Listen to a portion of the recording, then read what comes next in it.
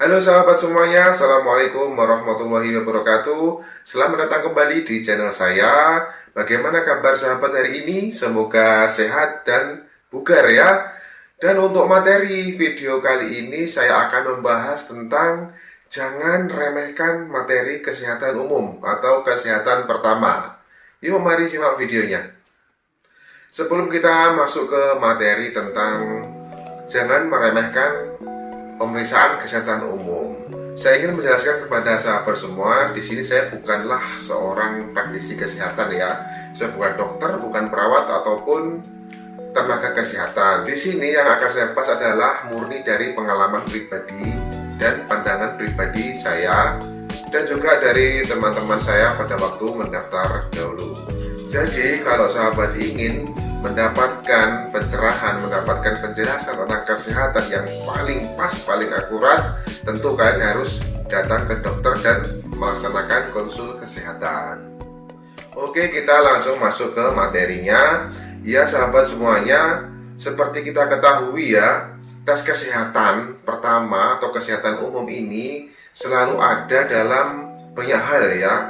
Jadi sifatnya luas, seperti yang akan masuk ke sekolah kedinasan, terus masuk ke instansi pemerintahan atau masuk CPNS, kemudian yang akan masuk atau mendaftar TNI dan Polri, tentu semuanya membutuhkan atau akan dilaksanakannya tes atau pemeriksaan kesehatan.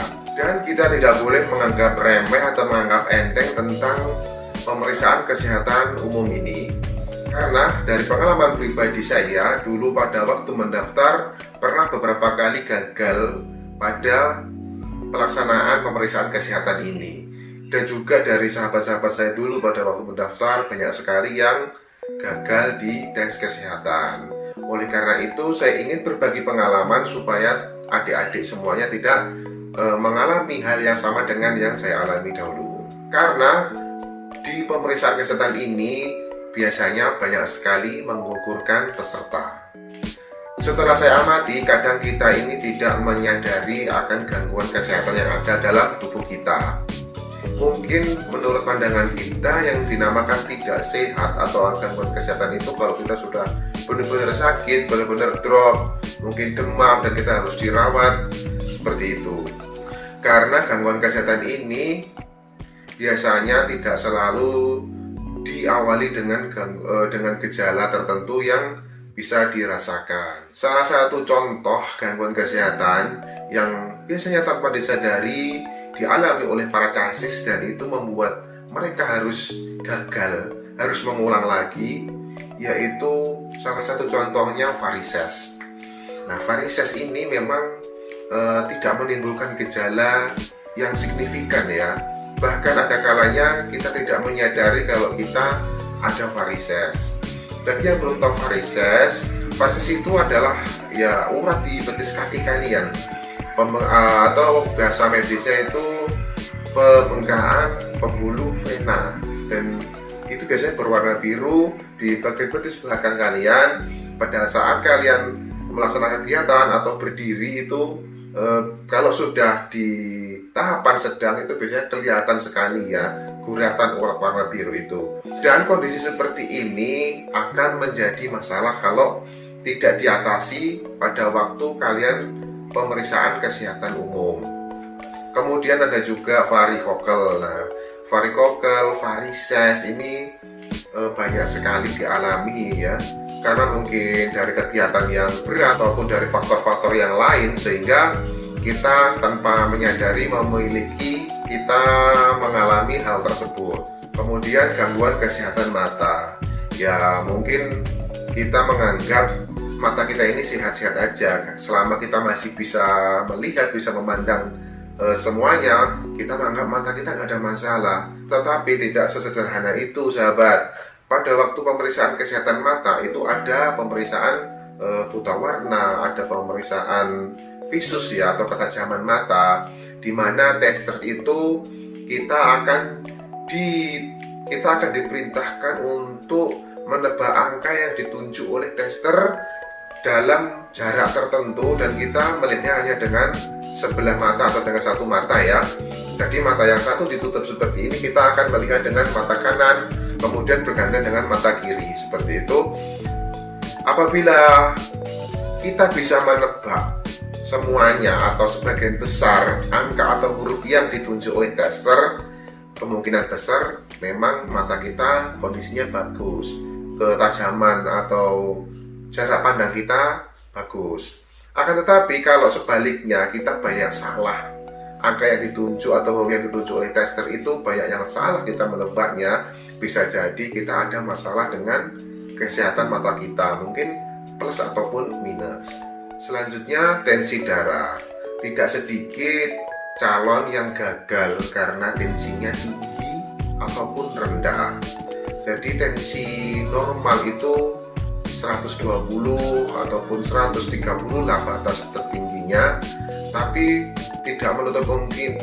Tapi ada juga pada waktu pemeriksaan tensi darah itu ada yang tensinya lebih dari 140 ataupun di bawah dari 100, dan ini tentu akan menjadi masalah pada waktu pemeriksaan kesehatan. Penyebabnya apa? Banyak sekali faktor penyebab dari ketidaknormalan tensi darah seseorang. Bisa dari pola makannya, bisa dari terlalu sering begadang, itu juga berpengaruh, dari merokok, dan banyak sekali pola-pola hidup yang nggak sehat dan berdampak pada ketidaknormalan tensi darah kita. Karena saya sendiri pernah mengalami pada waktu tes kesehatan itu tensi saya 140 lebih dan saya gagal pada waktu itu. Ya, pada waktu sebelum pelaksanaan tes kesehatan itu saya begadang malamnya. Jadi pada waktu paginya dicek tensi saya itu tinggi, sahabat. Nah, jadi buat kalian yang mau tes kesehatan, lebih baik itu beberapa hari sebelumnya istirahat yang cukup, tidur yang cukup, jangan begadang ya. Jangan makan yang terlalu banyak asin-asinnya, untuk menjaga supaya tensi pada waktu diperiksa itu normal.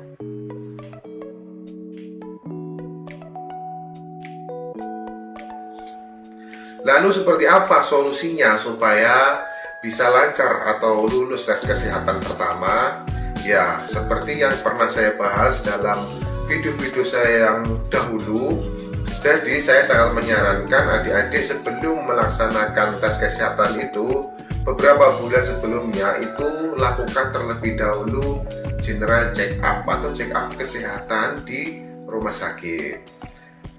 Kenapa harus general check up? Ya, karena dengan general check up kita bisa mengetahui kondisi real, kondisi sesungguhnya dari kesehatan tubuh kita. Dan apabila pada waktu general check up tersebut dokter menemui adanya gangguan kesehatan pada tubuh kita, apabila bisa diobati atau diterapi, kita bisa segera melakukan atau mengambil langkah tersebut dengan harapan nanti pada waktu kita pelaksanaan tes kesehatan atau pemeriksaan kesehatan umum, kekurangan-kekurangan atau kendala tersebut sudah bisa teratasi atau sudah tidak ada lagi. Kemudian kita juga harus aware dengan tubuh kita, dengan kesehatan kita. Kita harus selalu menjaga kondisi tubuh kita dalam kondisi yang fit, yang bugar ya, dengan cara melaksanakan pola hidup sehat. Karena saat ini pola hidup sehat ini banyak sekali yang menyepelekan ya, apalagi banyak sekali makan makanan yang instan, berpengawet, kemudian gaya hidup kita yang nggak pernah lepas dari yang namanya gadget. Nah, ini sangat berpengaruh sekali dengan kesehatan. Sebagai contoh, kalau kita sering sekali, kalau kita terlalu lama memandang gadget, memandang HP kita, memandang layar komputer atau televisi, mata kita cepat lelah, dan ini juga berpengaruh terhadap kesehatan mata. Kemudian pola hidup yang nggak sehat selanjutnya yaitu kita makan makanan yang nggak sehat, makanan yang banyak mengandung pengawet, banyak mengandung garam, banyak mengandung gula, kolesterol, minyak. Nah, ini ya nggak masalah kita konsumsi seperti itu, tapi ya jangan sering-sering, sesekali saja nggak masalah. Tapi kalau kita berulang-ulang sering sekali di hari-hari mengkonsumsi makanan yang nggak sehat, nah ini bisa berdampak tidak baik pada kesehatan kita. Jadi kalau kalian yang mempunyai cita-cita ingin sekolah kedinasan, jadi pegawai negeri ya, masuk instansi pemerintah, masuk TNI Polri, udahlah, ayo kita jaga kesehatan. Karena apa? Untuk masuk semua itu ada pemeriksaan kesehatan, ada tes kesehatannya, dan kalian harus lolos di tes tersebut kalau ingin lanjut ke tes yang selanjutnya. Dan memang biasanya tes kesehatan ini selalu ditaruh di awal ya, jadi menjadi gerbang awal. Kalau kesehatannya oke, kalian bisa lanjut ke tes selanjutnya. Tapi kalau kesehatan kalian bermasalah, nah kalian akan terhenti pada tes kesehatan ini dan kalian tidak bisa lanjut ke tes selanjutnya. Jangan sampai seperti itu. Nah itu tadi sahabat semua, sedikit pengetahuan saya dari pengalaman saya tentang pemeriksaan kesehatan umum. Dan untuk kesehatan yang lebih jelas, yang lebih detail lagi, tentu pakar atau ahlinya seperti dokter dan tenaga kesehatan yang lain yang bisa kalian jadikan rujukan. Semoga bermanfaat. Apabila kalian suka dengan channel ini, dengan informasi yang saya sampaikan, silahkan dukung channel ini dengan cara like, comment, dan subscribe. Channel ini semakin berkembang dan semakin banyak ilmu dan informasi yang bisa kita bagikan bersama. Terima kasih, sampai bertemu kembali di informasi selanjutnya. Assalamualaikum warahmatullahi wabarakatuh.